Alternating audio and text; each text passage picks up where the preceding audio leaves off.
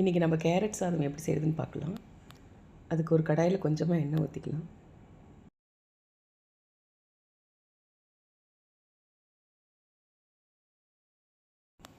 கொஞ்சம் கடுகு போட்டுக்கலாம். கூடவே கொஞ்சம் கடலைப்பருப்பு உளுத்தப்பருப்பும் போட்டுக்கலாம்.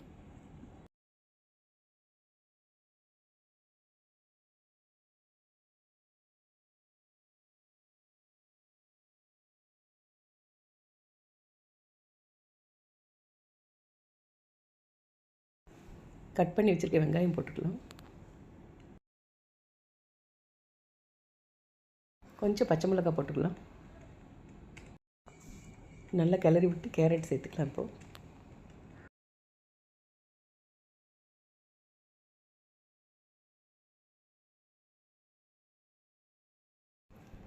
அதிலே கொஞ்சம் உப்பு போட்டுக்கலாம்.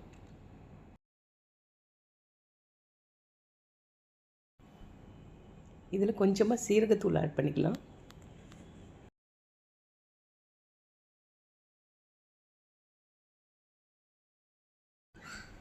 கொஞ்சமாக சாம்பார் பொடி போட்டுக்கலாம்.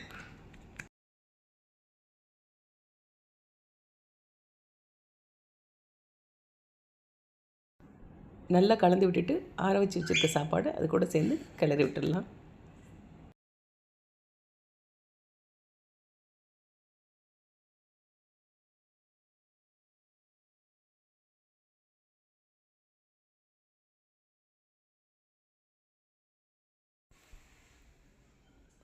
ஃபைனலாக ஒரு தாளிப்பு கரண்டியை வச்சு அதில் கொஞ்சமாக நெய் விட்டு குட்டி குட்டியாக கட் பண்ண முந்திரி போட்டு பொன்னிறமாக வந்ததும் அதை சாப்பாட்டில் போட்டு நல்லா கிளறி விட்டுடலாம்.